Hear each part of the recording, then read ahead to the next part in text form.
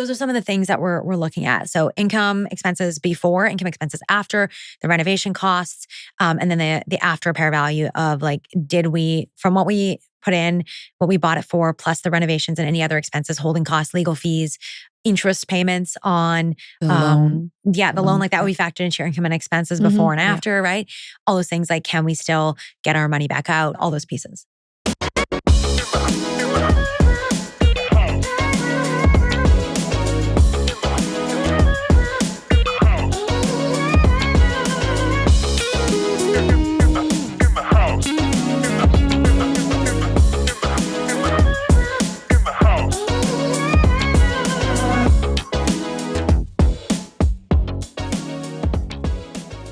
Good morning, everyone. Welcome to our podcast. My name is Jenny Woon. I'm Tony Singh. And we have a special guest that's in-house right now, Lisa Michaud. How are you doing today? I'm so good and really excited to be here. Thank you so much for having me, Jenny and Tony. I appreciate you being here with me and live in person. Yeah, thanks for coming in person. Thank you for coming, for taking the time. We know that you're really busy. You have so many hats. You are a multifamily coach. You are a host of your own podcast. You're an empire builder. There is just a long list of things on your LinkedIn profile, but I wanted to maybe give you the floor right now just to introduce yourself. Sure. Yeah. So, I mean, I feel like all those things are kind of cool, but I feel like I'm just a human, just trying to figure out, how do I live my best life and what does that look like for me? And I feel like I need to maybe go back and curate my LinkedIn and be like, what does it even say? I don't even remember, because it feels like it's been a journey of evolution. But the last 15 years or so, I ended up having a health scare, and before that, I was living a really good life. I was living the corporate life. I had the title. My husband and I had a house. We had a rental. We were traveling. We had good salaries. And I had this moment of facing the reality that I might only have a year or two left to live. Oh my. And I remember that night going to my husband and laying in bed with him and just saying, what do you want to do if I only have a year or two left to live?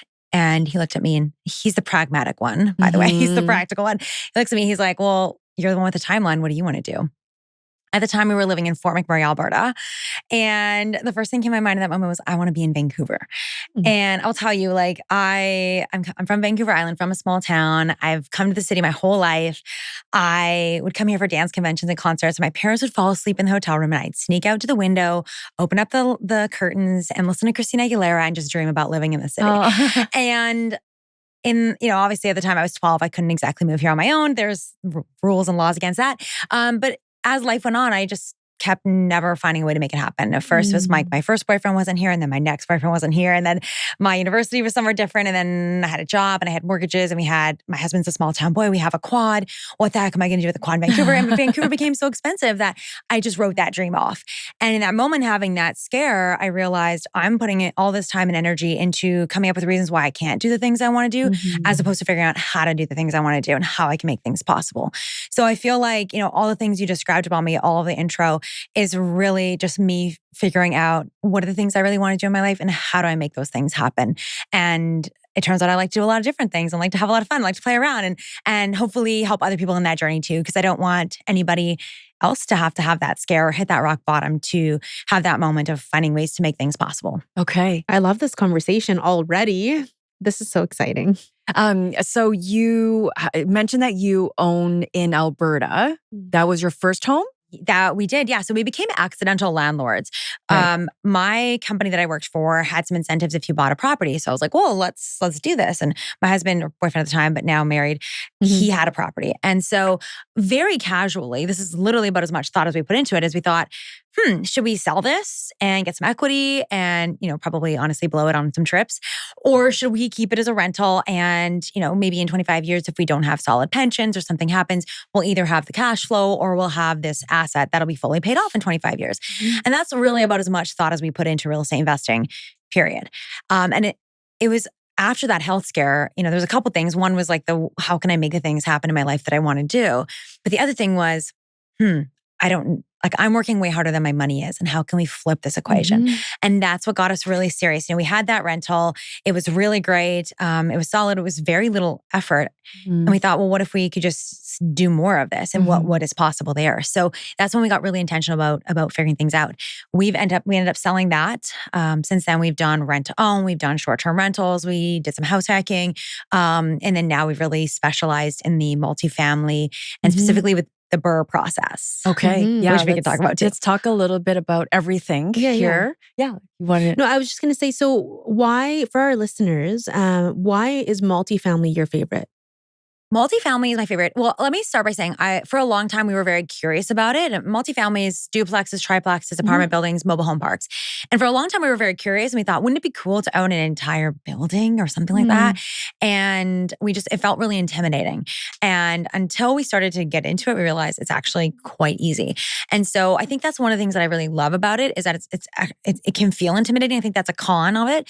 But once you get to learn it, it's actually pretty easy. And it's very similar to investing in single family homes. In terms of the steps to take and the mindset to shift yourself into an investor. So big reasons why we love it. Number one, scalability. So today we own a little over 100 doors across Canada. There's no way that we need a much larger team and we would have needed a lot more help to make that happen in the last 5-6 years of growing that. If we had to put in 100 accepted offers, and deal with over 100 insurance policies and 100 property tax bills and 100 contracts on every level. Understand what's happening for the roofs of over 100 properties and the electrical systems and the plumbing systems and like all of that. So scalability is really big. Second thing that we really love is diversification within the asset itself. So when we do have one short-term rental, well, kind of, there's another story there. But when you have just a single family home, if your tenant moves out without telling you, which has happened to us. If your tenant just stops paying rent, which has also happened to us, you lose 100% of the income coming in. Right. When you're multifamily, even if you have something smaller, 5 units, one person stops paying, you still have 80% of your income coming in. Even if half the building stops, you still have something coming in. And that is a really big thing. Stability is a big value of my husband's. And so we really look for that stability, and multifamily provides that. There's diversification within that asset as well. You can have studios, 1 bedroom, 3 bedroom, 2 bedrooms. Sometimes can be mixed use building. There's stability within that. There's also generally a lower cost per door. So if you're looking at a single family home, it is more expensive per door than a multifamily unit. I think there's also stability within the asset class itself. So when times are prosperous, what we've found is that people are moving into a community, people are moving into neighborhoods. And so people need places to live and they move into apartment buildings. When times are hard, economic times are going the other direction, people still need a place to live and people are downsizing into apartment buildings and multifamily units. And so there's a stability there that there's a predictability there. Yeah, there's always demand. There's been consistent demand. Whereas we, as I mentioned, I hinted at the short-term rental, which, we love for emotional reasons, not for financial reasons. Yeah. And especially the last 4 or 5 years between COVID, between laws changing, between, it's in Kelowna. So the fires and the floods and it's literally been one thing after the other. And the demand for it just hasn't been as consistent as it is for somewhere where people to live. So where was your first multifamily that you purchased? We purchased it on Vancouver Island. And funny enough, in my hometown, Port Alberni. Oh my gosh, Port Alberni's. Okay, my mom's from Port. No way. I bet you my mom knows your mom. Probably. Yeah, my parents have been there like 50 years. It's quite the investment hub. I mean, there's so many things that are happening there right now. Nobody knows about it. It wasn't. I know. It wasn't like that when we first went in. And it was so funny because we kept thinking about what's the next place we're going to invest? Because we knew we were going to divest from Fort McMurray. We could see some of the fundamentals changing. Did not have a crystal ball on the fire and other things. We weren't that savvy. But we could just see things kind of starting to decline. And we started looking where else we want to invest. And we looked at Kelowna. And then I don't know what motivated us at some point. We're like, well, let's just look at what my hometown looks like in the town my husband and I met. And we were like, we can actually cash flow. Yes. Wow. And really at that stage of the game, we were just looking for, can we even break even on our investment? Well, people still need somewhere to live and it's a valley. And so the other areas on the island have become a lot more expensive too. In which case people buy in Port Alberni. Exactly. And I mean, now it's like doubled and tripled since we initially started investing there. And so it would be harder today to find cash flowing in that area now. Okay. But I think that's part of the game that we're talking about is like the opportunities are always changing and you have to be willing to look for them and find it and experiment. Never had I imagined that some of our first multifamily would be in my hometown. That's but cool. There we are. And so what was the really size of that multifamily and what's one or two lessons that you took away from it? We call it the little duplex that could. It was a little duplex, very cute. I would say 2 lessons. Number 1, how easy it was relatively. We really were like, okay, we have 1 property now, we have 3. Like this is going to be a lot. We're like, we got to buckle down and figure this out. And it was pretty simple. It was like, okay, well, we're already doing it here, so it's just a little bit more. Multiply it. So I think the relative ease of it was really eye-opening. That we could generate that cash flow from something that was pretty simple to do. Second thing is we learned how to add value to a property. And that's key for the BRRRR process. So what we did is it was a pretty large size. But for example, one side had 1 one bedroom, and the other one only had 2. And they both had these basements that were essentially empty and just this open space. And so we went through the process of figuring out how could we add value, how could we add bedrooms. And that place now generates twice as much monthly income as it did when we first bought it. So for our listeners, we've actually talked about the BRRRR method before. I think a year or 2 ago on this podcast.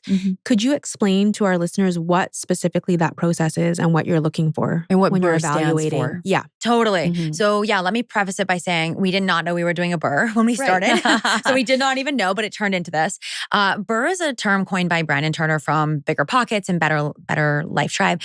He essentially calls it buy, renovate, rent, refinance, and repeat. And essentially what you're doing is you're taking your initial capital, you're buying a place.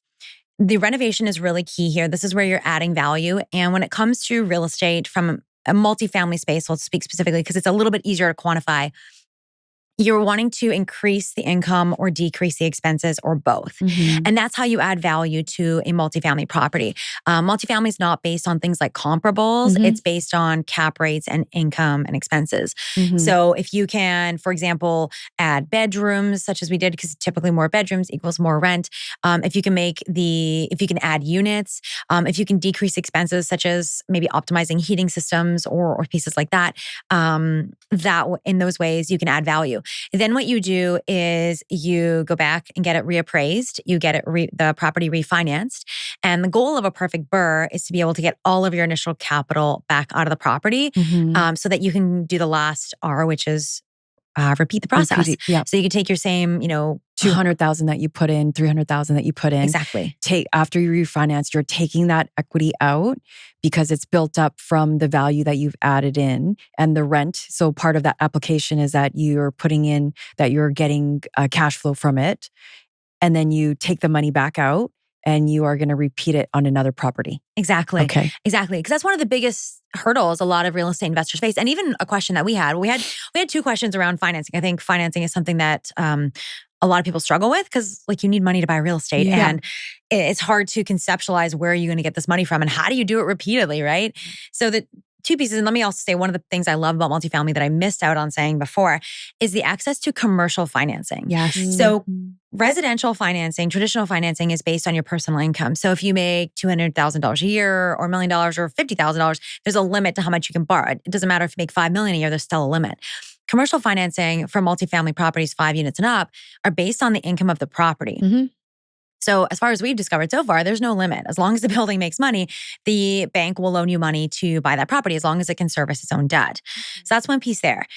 That allows you to keep mortgaging properties. The other question is, well, how do I get my down payment? And do I just have to keep saving up a couple $100,000, how often can I do that? Maybe it'll take me a few years to do it. The BRRRR method helps you with that problem because what you can do is you can reuse your initial capital. And it does take time. It's a process. The refinancing can take 2 to 3 years. I think 3 is sort of the technical standard. Sometimes banks will let you do it at 2 years. But essentially what you can do is you can pull out that initial capital after 2 to 3 years and then repeat that process. So you're not constantly having to come up with hundreds of thousands of dollars every single time for a property, you're able to repeat and use your initial capital on multiple projects. And then you have the commercial financing that fixes that question of I don't qualify for more properties. So I have a question about the commercial financing because I think some of our listeners might not be aware of this. So for commercial financing, what vacancy rate are they taking into account with the building? Because obviously the debt has to service, but do you ever come across that right now? I know that some lenders are looking at that. Yeah, that's a good question. I'll be really honest. My husband does like the nitty-gritty of the commercial financing piece, but I know for our own analysis and what we usually do for our clients, and this is good for anyone to know, like even if a vacancy rate in a community is 1.3% or 2%, we're typically factoring in for 5% because your vacancy rate at 1.3% is looking at the total vacancy. It's looking at all the properties. So there's already a lift. It doesn't really matter. It's like very diversified and offset risk. Definitely. Like as long as, So I would say as long as you're not taking, the CMHC website's vacancy and trying to pretend like you're going to hit that or even better, I think I'd say somewhere in that like 5% is probably a very conservative way to look at it. Okay. But things change. And so one of the best things that I would say is to build that relationship with a bank, with a lender, with a commercial financing institution and find out from them, how are they underwriting the deal? Because that can be really helpful in how you're going to underwrite it too. And are there certain commercial lenders that are a little bit more flexible or willing to take that risk? Yeah, we've found RBC to be really good. I think from what I understand about the banking industry, and it's not necessarily a lot because I'm not in it, but what I understand is that kind of like insurance too, what different banks or companies want over time changes, like the kind of business they're trying to attract. So from what I understand right now, RBC in the last couple of years that we've been a part of this process, they are looking for more of that multifamily space and do some more of that commercial lending. And so they've been definitely the best that we've been able to work with there. Okay. Great. Yeah, that might change. Yeah. But as of right now, that's the one that we've been working with. Yes. Shout out to RBC. With 1,100 in your portfolio, like what? Just 100. 1,100. Oh, 11. 100 doors. 100 doors. 100 doors. 100 doors. Sorry, I thought I heard 1,100. I wish. But Maybe 100 is a lot. 100 is a lot. It's a lot to manage. What percentage of that? That's one is your primary home, but how is it spread across Canada? What is that spread in terms of the type of properties? Are you willing to share that? Totally, yes. Yeah. I am just thinking, I'm like, what is like the breakdown all in my head? I need like my list of everything. So we invested, we have a short-term rental. Well, now it's a long-term rental in Kelowna. We have a duplex and a 6-unit multiplex in Port Alberni as well. And then we could see the economics starting to change in BC where cash flow is getting more difficult. Also, the rent caps made it really challenging. There were years where, there was actually one year on our 6-unit building where the insurance went from $7,000 to $14,000. That's huge. Huge, right? That's $500 a month in cash flow. That's about $100 a door. And I believe that year we were allowed to increase the rent by about $32 per door. Yeah. So it was just, we could see that was the direction things were going. We could, hearing horror stories about the residential tenancy board. And we just really thought like, it's going to be very difficult to build a sustainable business in this province at this time. And so we shifted over and started, relooking, and New Brunswick is now where we've been doing the majority of our investing over the last almost 5 years. So what does the process look like then? So let's say you're looking at New Brunswick, but you're actually physically here in Vancouver. Yes. What does the process look like? Do you have a team that you kind of go out there and it's like, hey, listen, I need a really awesome realtor. I have my commercial guy, like, find us do you actually physically go to the sites or do you do everything virtually? Fun story. So I personally really like in person. I think there's value to in person. And so my husband and I, before we, threw a whole bunch of money somewhere we'd never even been, we're like, let's go out there. Yeah. And I often do recommend this. Not all of our clients take us up on this. Not everyone that listens will do this. But I really thought it was powerful to go out there and get to meet people because we got to interview people, get to know a little bit of the team, and really build it, right? Like we're figuring out like which realtor is going to be the right one, which property manager is going to be the right one, and drive around, understand the neighborhoods, understand the opportunities. And it's really powerful. Like, you want to have people that are experts that are local because they understand what's happening now and they have like the rear view mirror view. But as investors and as people coming in with fresh eyes, we also see like the future. And so we could see the opportunities in New Brunswick. Like, we'd see that, at the time, my goodness, at the time there was like 7-unit buildings in their uptown area, which is the downtown, for like $350,000. Wow. And yes, and coming from Vancouver, we're like, buy all of them. You can't even get a studio at that price here. Exactly. Yeah. And so we had a different perspective. But the beauty is, when you drive the car, you don't just look in the the front mirror or the rear view. You have everything. So we were able to build those relationships. Also really important being there, in my opinion. A lot of, especially any markets that are really hot for investors. And because anybody can just send an email in this day and age or a LinkedIn message, it's very easy to do. Some of these realtors and professionals are getting like 20, 30, 40 emails a week being like, hey, I'm a serious investor. Can you give me your off-market deals? Right. And so us actually flying out there and meeting people really made us stand out and stand apart. And so they knew we really were serious. We'd invested our time and our energy and our money into flying across to New Brunswick in October to be there. And we could have gone to Mexico, but we went to New Brunswick. And I think that really differentiated us. Which from got other many people too. more trips in Mexico because of the cash flow. Totally. Yes, it definitely did. So that was a big starting point. I'll mention one other key to remote investing because I think this was really valuable for us. We actually went into buildings with our team, with the property manager and the realtor. And we just said, look around this space. How would you define it to us? If we're on Zoom or if we're on FaceTime, we're not here, how would you define it? And there's no right or wrong answer, right? But like, what is your definition? Because we need to know if this is our definition of it's acceptable and we don't need to renovate.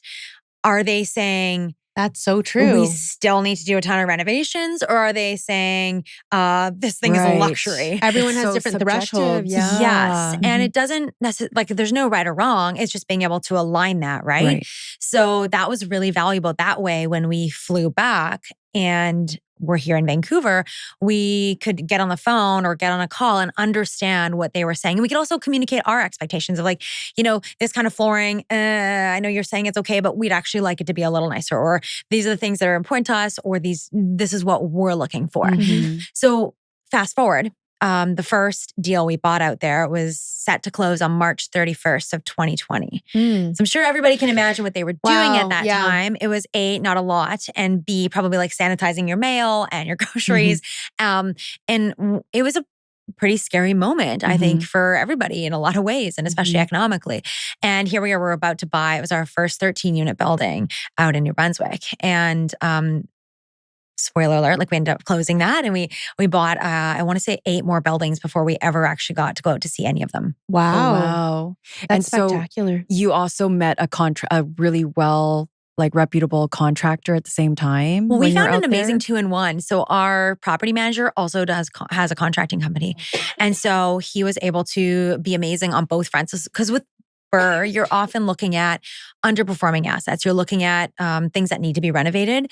So our property manager was able to both estimate construction costs and renovation costs. Obviously, we still needed to add a lot to that, but also able to estimate the rent after improvements, right? And what the potential rent would be for these. So that we were really great to have like a 2-in-1 there. When it comes to the financing, because you need to obviously have capital to invest into the renovations, is that your own money or are you borrowing that money? We've done a big mix of this. Yeah. To grow, we've had to get creative and figure out different things. I think really underutilized strategy, this is where what we got started with, is the Smith maneuver. And I don't know if you guys have talked about we had a guest talking about Smith maneuver. Okay, maneuver. Awesome. Okay. So Smith maneuver basically allows you to use your own mortgage on your primary residence and use that for investment purposes. And it creates tax advantages and also the opportunity to invest more.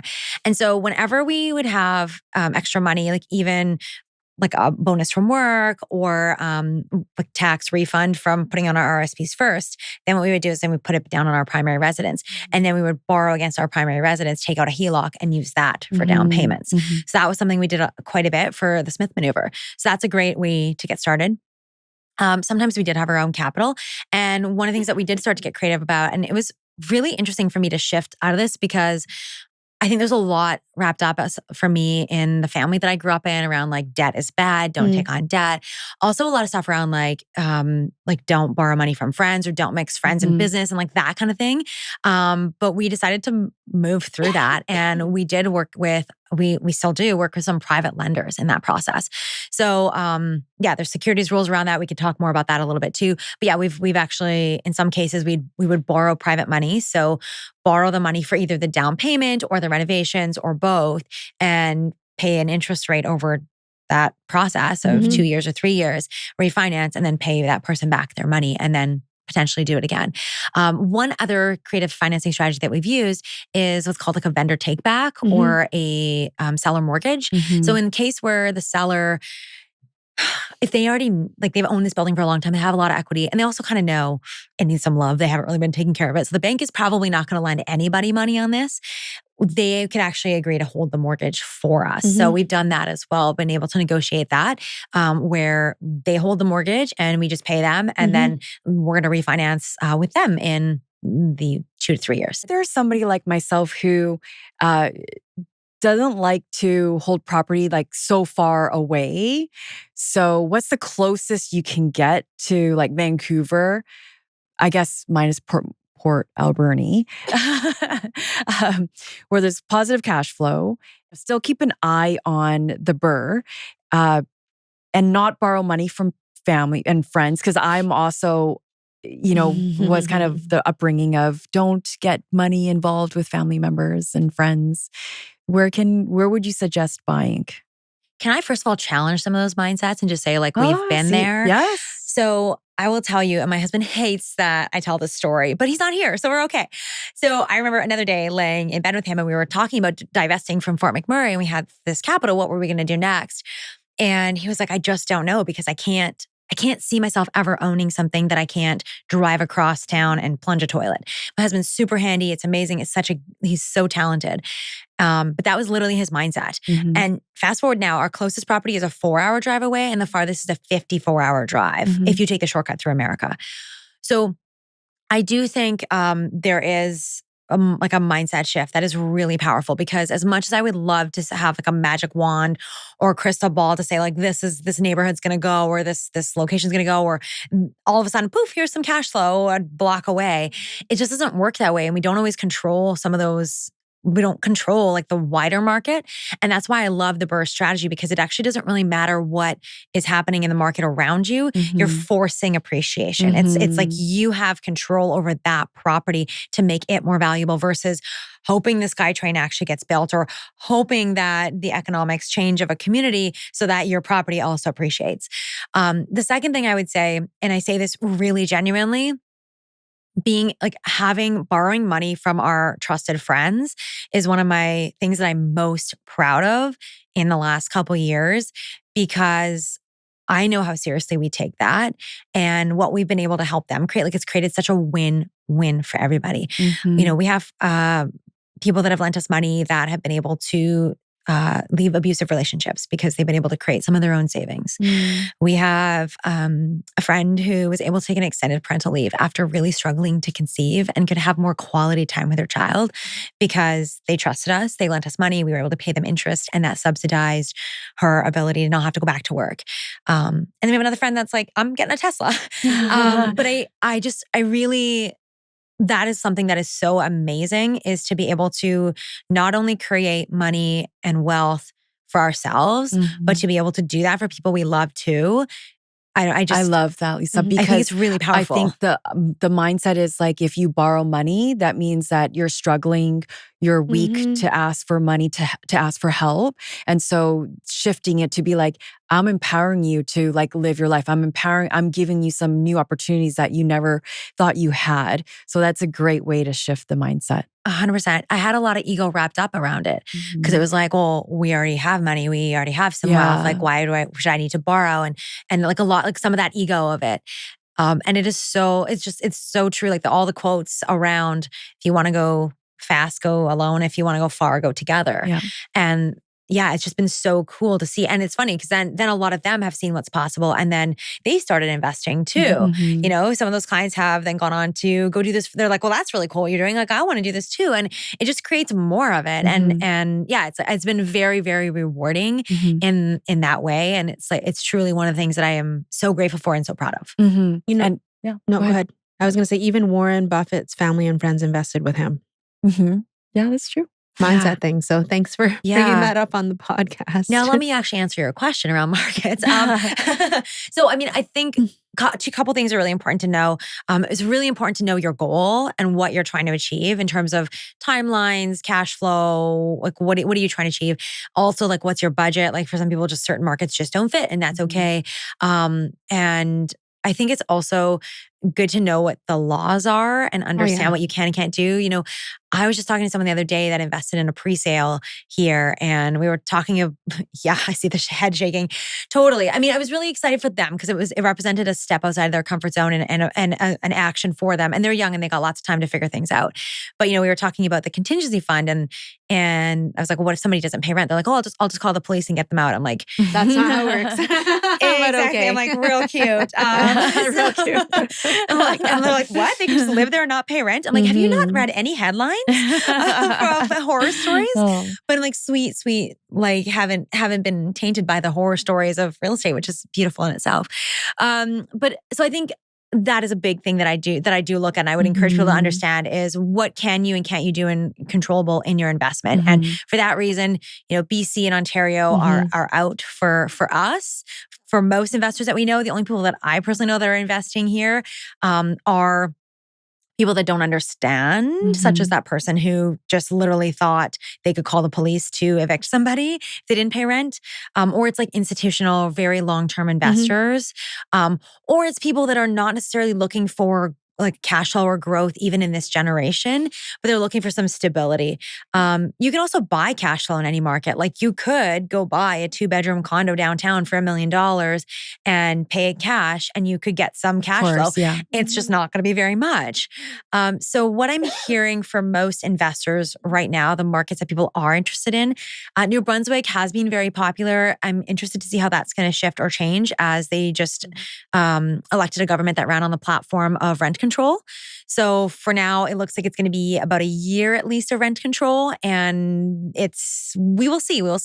But I think that's going to, if rent control continues, that would definitely change where we invest. Not because we don't believe in affordability for people, but because we believe in being able to maintain the properties and take care of it for people to live in. And when there's rent control, it makes it very difficult to do that as a housing provider.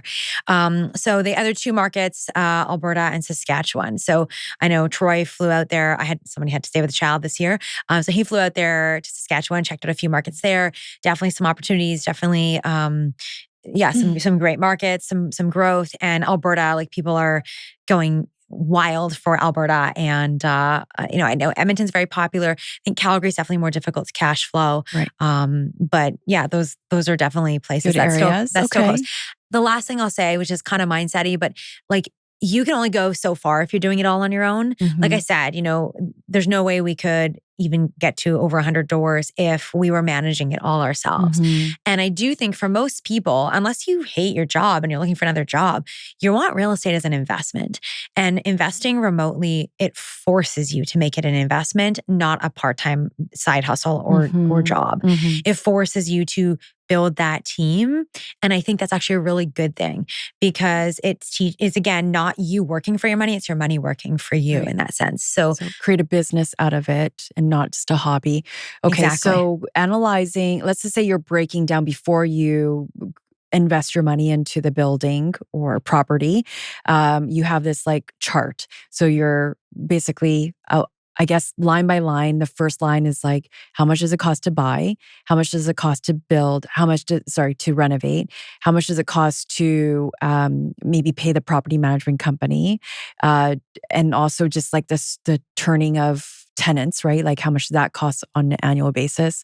Property taxes and all that stuff like that. So last line item, what does that profit look like? And so then therefore you would make a decision, is it worth it to move forward with a purchase? Yeah, I think there's a couple key things. And anybody looking to analyze deals and understand this, I really recommend either building or buying a spreadsheet. And we give one to all of our clients, but have something consistent to compare apples to apples on all the properties and know what that process looks like. And I think real estate at the end of the day is the analytics that make or break you.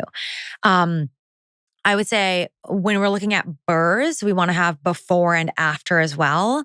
So there's the before, so like the current. So for example, one of the properties we bought, the 13-unit building right on March 2020, 13-unit buildings, plumbing leak happened on half the building. And instead of fixing it, they just kind of turned off that half of that building. So 7 units were vacant, 5 units were occupied. And so that is also why the bank wouldn't finance it to begin with, because it's not making money. But we needed to understand how much money is it not making? How much is it going to cost us? Because that's a holding cost, right? So you need to be able to look at like your current cash flow and expenses, and then also future. So that's where you can then start to understand. So if your holding costs are say $1,000 a month, it's going to take you 6 months or a year to renovate. You got to also factor in that 6 to 12 months of holding costs, right? And then you also see what it looks like kind of before you stabilize a building and then after. So cash flow is definitely one of the key markers that we're looking at. We're also looking at the after repair value. So, obviously the renovations are important to understand how much is going in there. And then also, what is it going to be worth at the end? And is that number higher than what we've invested? And with the BRRRR method and with financing, typically you're looking at a 75% loan to value refinance on the back end. So for easy numbers, that means if the property is worth $100,000, the bank will give you 75. So that means that if we've paid 50 and invested 25 for renovations, we're still okay. All of that's coming back. Right. But if we've paid 50 and we've paid 50 in renovations, we're leaving $25,000 in the deal. Now there's times where we've done that because the cash on cash return that you can, like say, for example, we've left $25,000 in the deal. It cash flows $1,200 a month. We literally are going to get all that money back in like a year and a half. Like, that's actually not a bad use of $25,000. Totally. And then we have this building that's great for forever. So like that's okay. But those are some of the things that we're looking at. So income expenses before, income expenses after, the renovation costs, and then the after repair value of like, did we, from what we put in, what we bought it for, plus the renovations and any other expenses, holding costs, legal fees, interest payments on the loan. The loan, like that would be factored into your income and expenses before and after, right? All those things, like can we still get our money back out? All those pieces. The interest that when you're giving the interest to your friends, is that interest typically because it's a private deal or private lender? Are you giving more interest than a typical bank? Yes. Okay.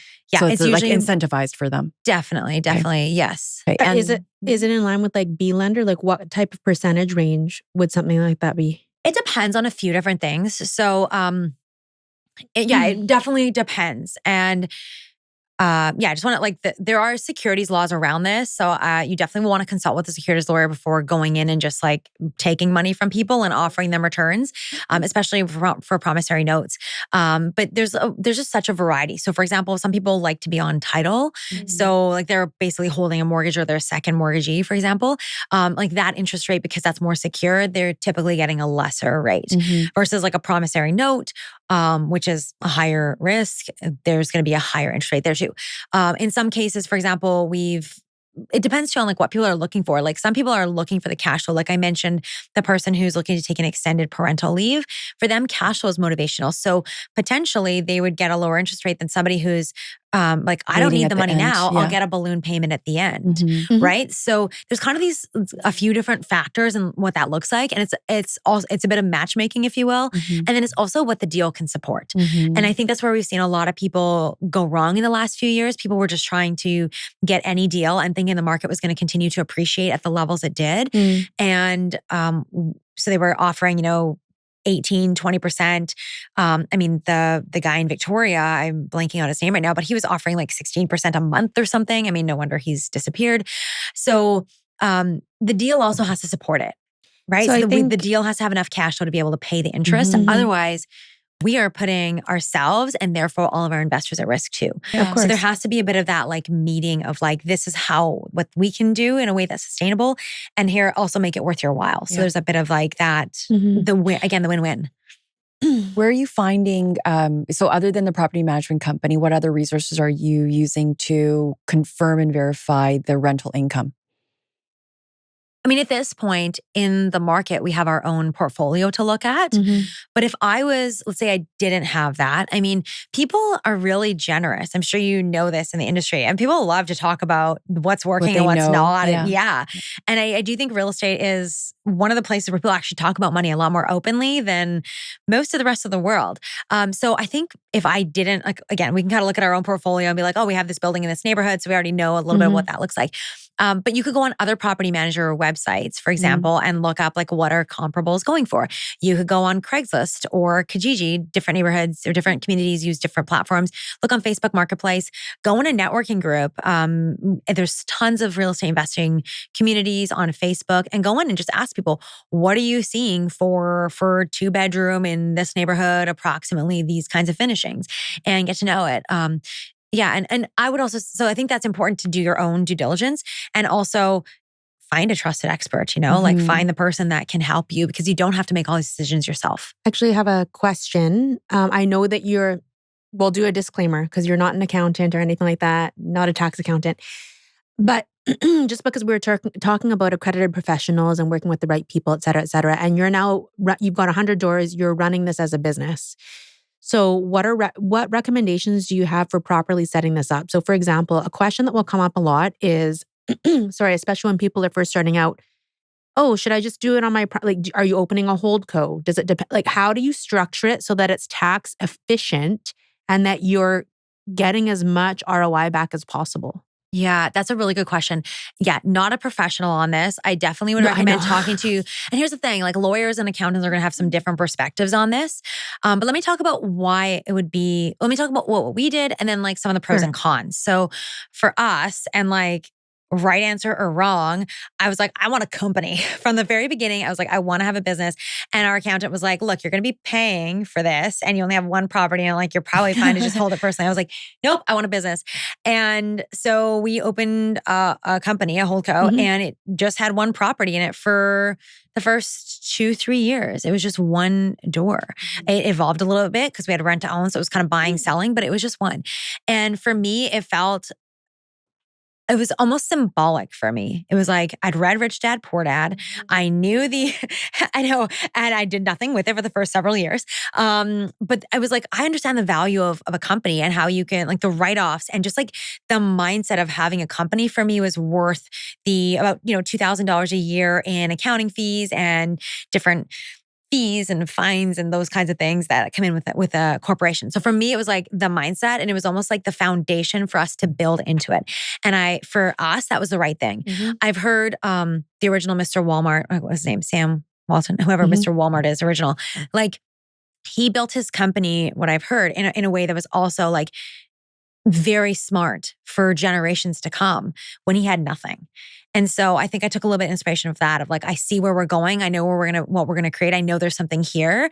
And even though I don't have the proof, even though my accountant doesn't understand what I'm saying, it was kind of like, yeah, this is like not really the traditional way to go.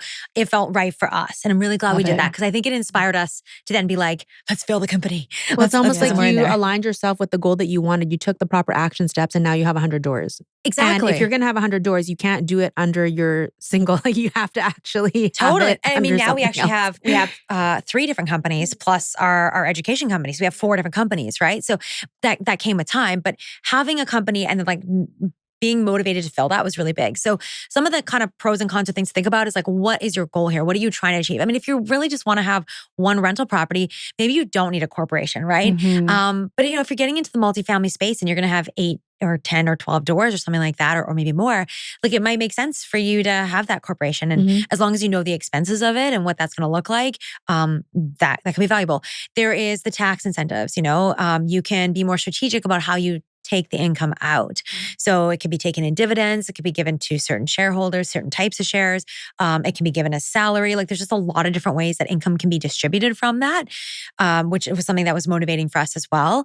And then also the protection from a liability perspective.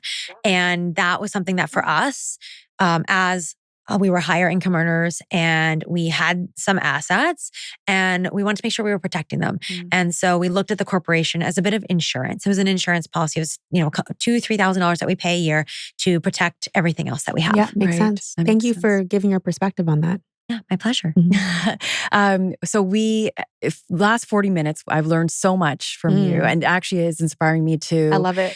Because I just bought an investment property too, and I had an option to put under my personal name or my business, and my accountants and lawyers and financial broker was like, no, you got to put it under your personal. And I was like, but this doesn't sound right. Like there's just so many taxes I have to pay, but they're very conservative. Like they've always been on the more conservative side, and they've seen me grow just from taking a lot of risks, and they still think of me as being very conservative. But anyways, I think I'm going to go that direction and read the book, Rich Dad, Poor Dad, which I have never read. It's so good. Read. I don't know. They have a Rich Dad, Poor Dad board game. We should play that one night. Oh, okay. Yeah.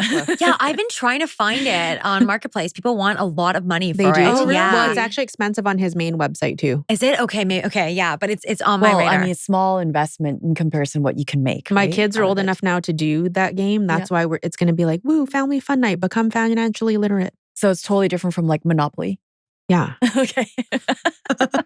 Anyways, but this is great. Like amazing tips. One question before we go to the 5 rapid fire questions. So let's just say you didn't have your coaching business or education business, which we're going to talk about. How have you paid yourself? So other than like liquidating all the properties, like are you paying yourself as an employee?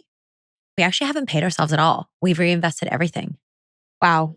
Yeah. How do you, let's say you didn't have all these other side businesses, not side, but your. Oh, how do we pay for our life? Is that what you're wondering? Okay. So my husband still has a full-time job. Okay. If you can believe it. How do you guys like make time for all this stuff? I'm guessing it has to do with aligned partnerships. Definitely aligned partnerships. Definitely. My husband's work is 2 weeks on, 2 weeks off. So that gives him the space when he's home. And that was a very intentional decision.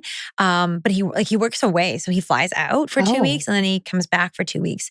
When he's here though, he can really focus on the real estate pieces. That means that you're like a single mom every 2 weeks. Yeah, a solo parent. So it's definitely come with sacrifices and with challenges. I'm very lucky. I try and get family help as much as I can. They live on the island and like my parents are actually coming tonight to help out, which is really awesome. There's obviously sometimes that works and sometimes it doesn't with their schedules. We've had to, this is like there's been so many layers and we have to continue to evolve. And I often say this with our clients too, and just like in general, like our portfolio could only grow in the direct proportion that we could also grow our perspective.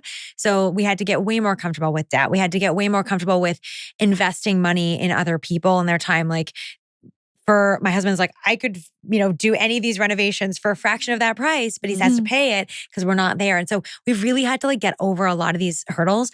And another one is even like in our personal life and we're still not perfect at it, but like having a cleaner that comes and helps and getting some pre-made meals when we can. And, when he's gone, I've just in the last year started getting a family helper to help with like laundry and dishes and going to the grocery store and helping with these things so that we can spend the quality time on the work that only we can do, the strategic stuff, and then with each other and with our daughter, because it's so easy to be like, I want to create, generational wealth, or I want to do this for my family.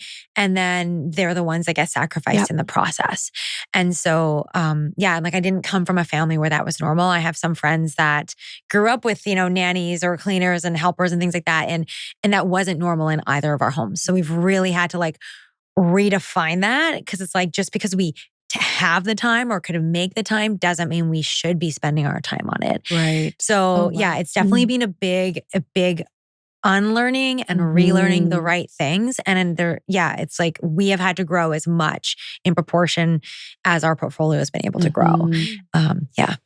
What do you offer to your students? Or what is your offering for coaching and teaching people about buying into multifamily or the BRRRR system? We try and give everyone what we wish we knew before we got started.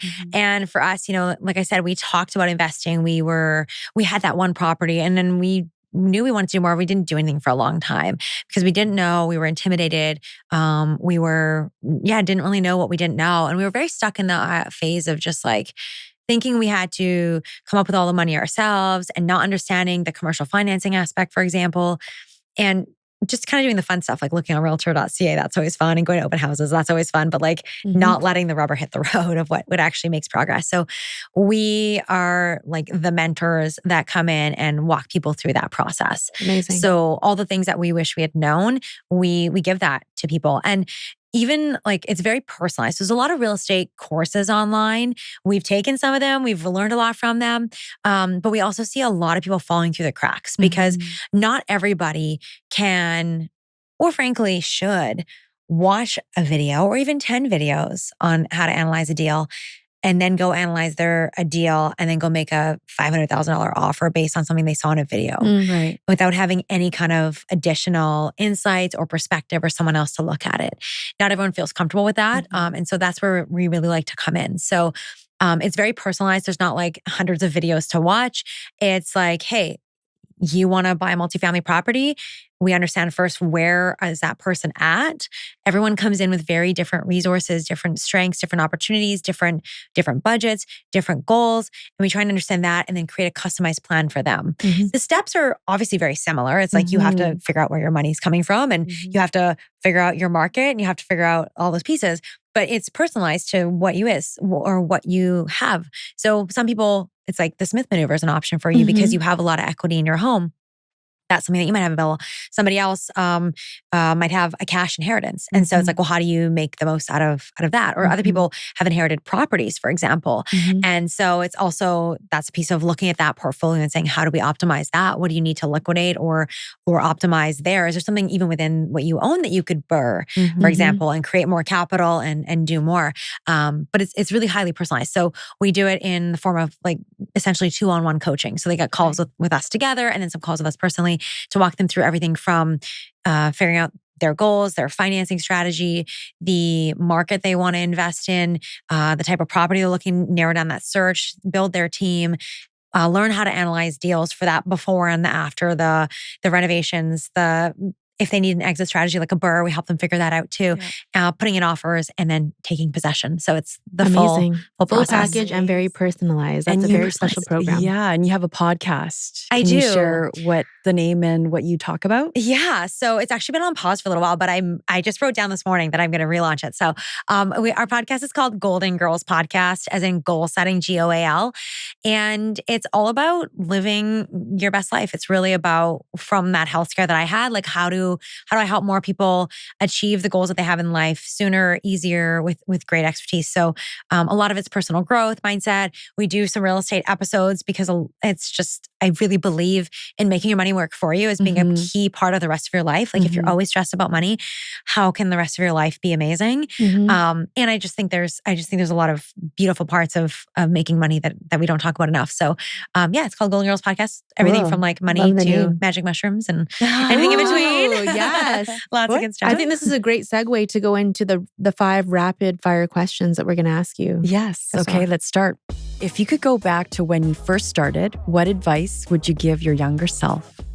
I would say stop overthinking it and stop asking yourself the questions you have, like, how does anybody ever own like 20 doors or 30 doors?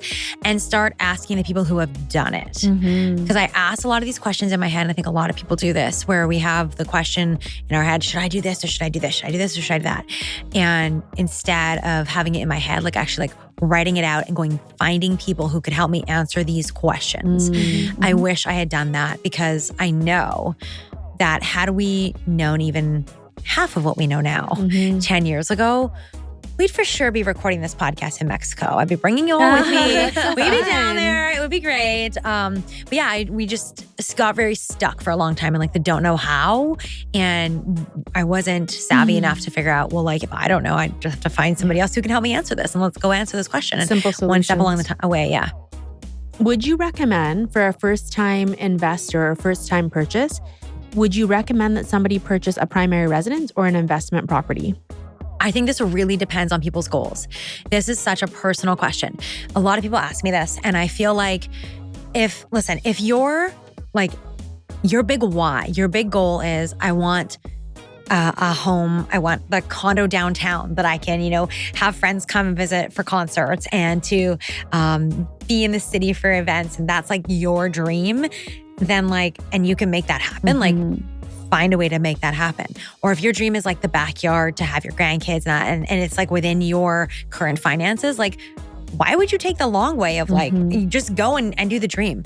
But if your dream is not about that primary residence, or if there's a few more steps to get to that primary residence dream, and one of those steps is making more money, which it probably is in Vancouver, then I would consider, how do you make your money work for you? And what does that investment look like?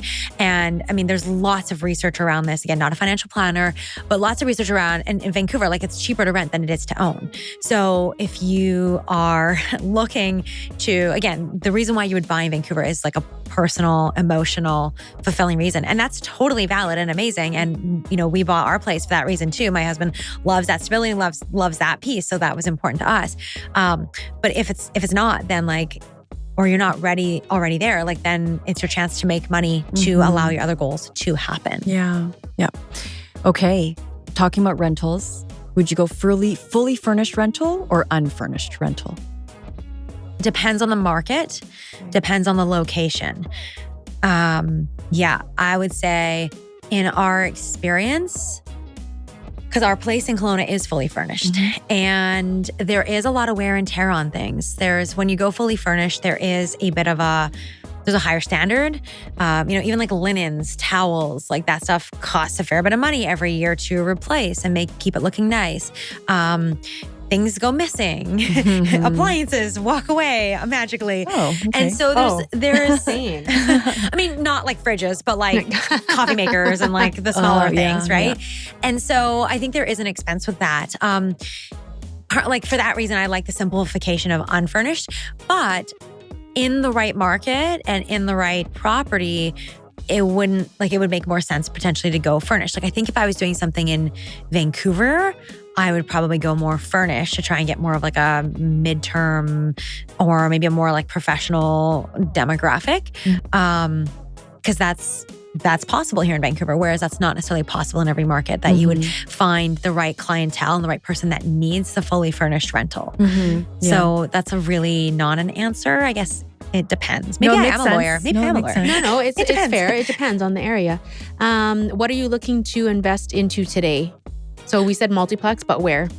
Literally today, we are, maybe when we're done this conversation, maybe there'll be a text. So we have another offer in on a 6-unit multifamily, also in New Brunswick. Oh. It's very competitive. Interest rates going down has spurred activity again. But this morning at 9 a.m., we were one of the top 2 offers, and they asked us if we wanted to revise our offer and obviously go higher. We said no, because we know our max. In order to BRRRR out of this, we can only pay so much. Otherwise, it's not going to be worth it. Yep. So this is again where it's so funny, because I was texting with my husband. I'm like, well, how do you feel? And I'm like, and he was just like, I'm fine, because I know this is my max. I'm like, of course. I'm like, we know this, right? It's not a primary res. There's no feelings. It's just the numbers. There's no feelings. Exactly. If not this deal, it'll be the next. So that's literally what we'll find out maybe momentarily. Ooh, exciting. And if not that one, there'll be another one, right? But the numbers have to make sense. And it is so important that we don't get emotional. And it's super sexy, right? To be like, oh, we're the top 2. They asked us if we want to go higher. Do you want to go higher? Maybe just a little more. Maybe just a little more. And that's not the investing perspective. Yeah, and I think most people in Vancouver, they're buying because of FOMO, and they want to be part of the headlines and play into that, into the story of you got to be a homeowner, So, definitely. But good, good. How can people find you and learn more about your system and get into what you're doing today? I'm definitely on Instagram more often than I would like to admit. Maybe a 2025 goal to be on there a little less. But Instagram, I'm the Lisa Michaud. and love connecting with people on there. My husband and I, we also have a Facebook group and a community. It's called Intentional Real Estate Investing with Lisa and Troy. We host events both in person and virtually. We bring in guest speakers. We host and facilitate networking all around with investors all across Canada. So if people want to join in there, we'd love to have you and join some of our events. And we do most of them for free, a lot of free events, a lot of educational pieces there, because I really do love to give back and teach these things. And like I said, I wish I had known this. I wish I'd had these resources available to me. So it feels like a little bit of like putting the ladder back down and being like, here, like if you really want to do this, grab hold of this ladder, let's go up together. Yeah. Well, tag us next time and we'll share that. I know. Yeah. Thanks so much for your time. And we wish you all the best in your multiple businesses here. Thank you so much. Thank you for this conversation. I love all of your questions and I love the passion you both have for, it's so clear, you love real estate, you love investing and money, and also love the growth side of it too. And I really appreciate you being so open to talking about mindset and money and all these magical things. So thank you. Amazing. Thanks for coming on.